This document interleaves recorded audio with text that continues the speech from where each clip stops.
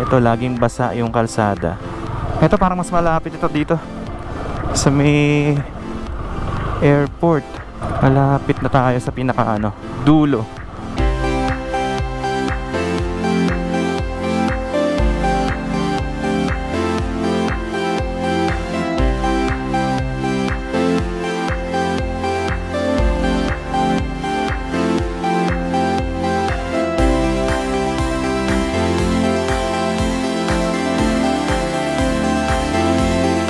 Ang New Manila International Airport na kilala rin sa tawag na Bulacan International Airport ay ang tinaguriang the Philippines' largest and most sophisticated airport kapag ito ay natapos na.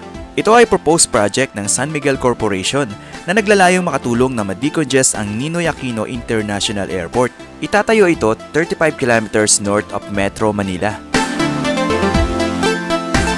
Ang proposed airport na ito ay tatayo sa 2,500 hectares coastal property ng Bulacan bilang bahagi ng inaasam na 12,000 hectares township na may kasamang residential zone, government center, seaport at industrial zone. Kabilang sa budget na 735 billion pesos na pondo para sa airport development na ito ay ang passenger terminal building na may kasamang airside at landside facilities, pati na rin ang airport at toll road at ang riles ng tren. Ang groundbreaking nito ay nagsimula noong October 14, 2020 at ang actual na construction nito ay nagsimula noong March 18, 2022. Pinaplanong ito ay matapos sa taong 2027. Pagmula Metro Manila ay dalawa ang rutang pwedeng daanan papuntang New Manila International Airport. Ito ang SALEX o ang Southern Access Link Expressway at ang NALEX o ang Northern Access Link Expressway.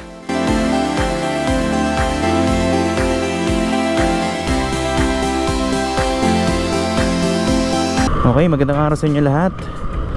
Nandito tayo ngayon sa may parting Bulacan. At pupuntahan natin ngayon itong New Manila International Airport dito sa may Barangay Taliptip, Bulacan, Bulacan. So itong daan na to ay talagang binabaha dahil mababa itong lupa na to. At makikita nyo dito napapalibutan ito ng katubigan. So kaliwat kanan dito puro mga fish pond. So diretso lang tayo. Dito tayo dadaan sa Paliwas Road. Ito yung part ng Obando, Bulacan. Nung nakaraang punta natin dito, ongoing construction dito, yung pag-repair nitong tulay na to. So hinto lang muna tayo saglit, tapos silipin natin. Dito lang to sa makikita natin dito yung mga community fish landing center. So etong ilog na to ay palabas na ng Manila Bay. So banda ron yung papunta ng Manila Bay. And siguro dito dumadaan yung excavator ginagamit para dito sa pag-repair nitong tulay na to. Ayan yung mga bangka na ginagamit din sa pangingisda.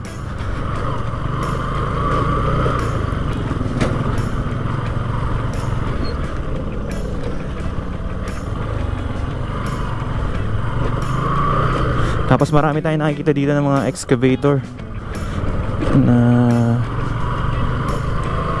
parang ginagamit for dredging siguro. Ayan yung mga yun Marami dito ng mga nangingisda mamaya hintaon natin. Marami rin mga bikers, mga namamasyal dito. Ito yung mga excavator na nakikita natin dati na ginagamit sa Manila Bay. Tapos itong project dito sa may Obando, Bulacan, itong yung rehabilitation of flood control wall along Mekawayan River. So may budget na 48 million, 48.2 million. Tapos dito marami mga nangingisda. Lalo na yung banda ron sa may Bulacan, Bulacan. Nandito pa tayo sa part ng Obando, Bulacan. Ito yung ubihan. So dito yung mga fish port. Ito yung fish port nila. Yan. Diyan, oh. Dito sa part na to, kung magpapalipad tayo ng drone, makikita na natin yung New Manila International Airport. Pero mas maganda kung banda ron siguro. Pero pag dito, ang lawak na kasi, abot na dito yung tinambak na lupa. Nandito tayo sa may bukana nitong bayan ng Bulacan, sa Bulacan. Ito, Bulacan.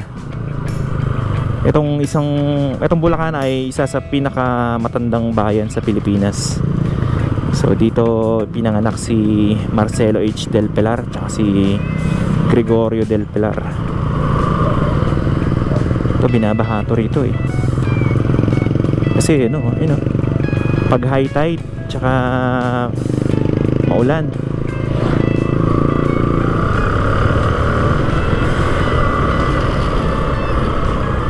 makikita nyo dito sa may kalsada, laging basa itong kalsada rito.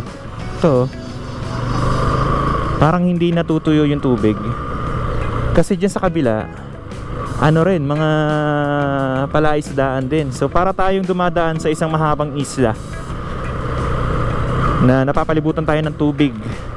So mahabang mahabang island itong dinadaanan natin. At itong project na to, parang naglagay sila ng wall. So hindi ko lang sure kung dito maglalagay din sila, pero ito dati wala to eh, yung river wall na yan.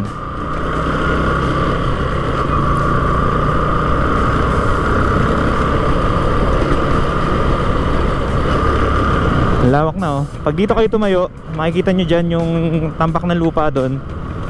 Sobrang taas na. At saka sobrang lapad na ng tinambak na lupa.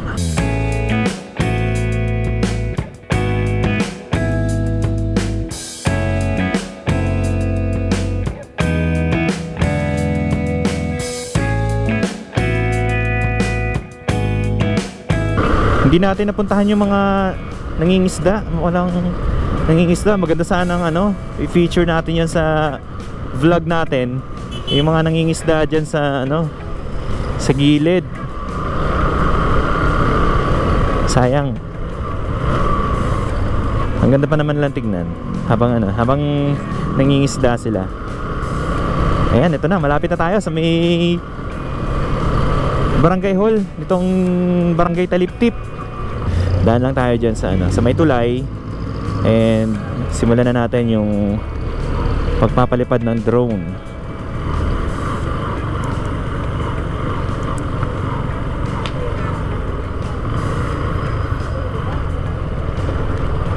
Ito na, malapit na tayo sa may tulay.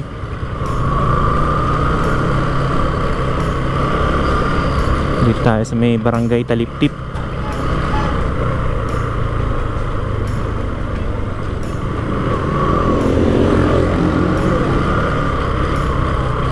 Okay, so hinto muna tayo rito. And pagmasdan natin, marami mga tumatambay rito na taga rito. May nangingisda rin, oh. Hindi ko na tatanggalin tong helmet ko kasi nandito nakakabit yung microphone tsaka yung camera ko. So makikita nyo dito, ayan, may mga nangingisda rito, oh. Tingnan lang natin sila kuya.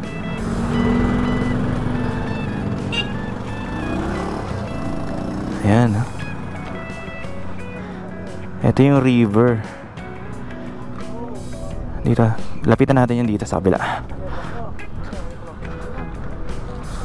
Ang dami, oh.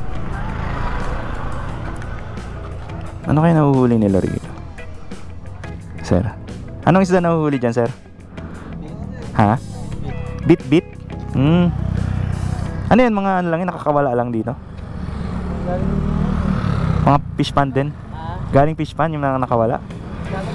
Galing dagat? Ayun, ganda mag-fishing dito. So dun yung isla ng airport, New Manila International Airport. Kaya ito lang yung parte na mataas dito.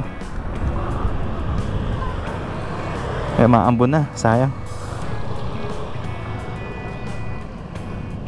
And dito mapapansin natin na mas mababa yung lupa at ito laging basa yung kalsada. Parang konting ulan lang babahain na talaga to.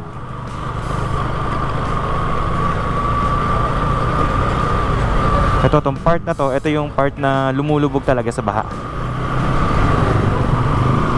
Sana hindi umulan para makita pa natin kasi mukhang bubuhos ang ulan ngayon.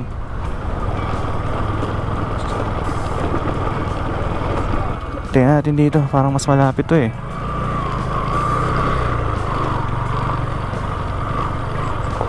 Let's see, tingnan natin.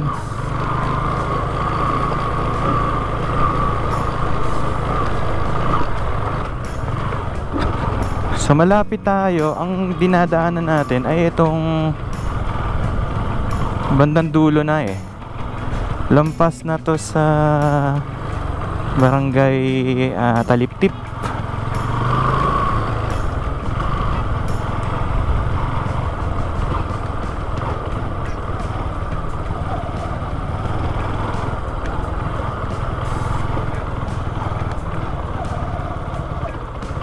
Malapit na tayo sa pinaka dulo.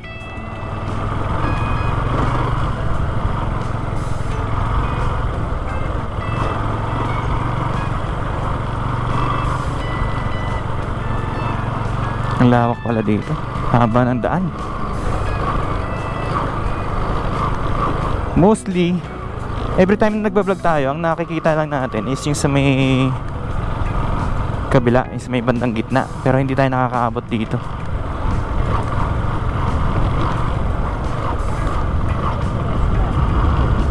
Parang malayo na.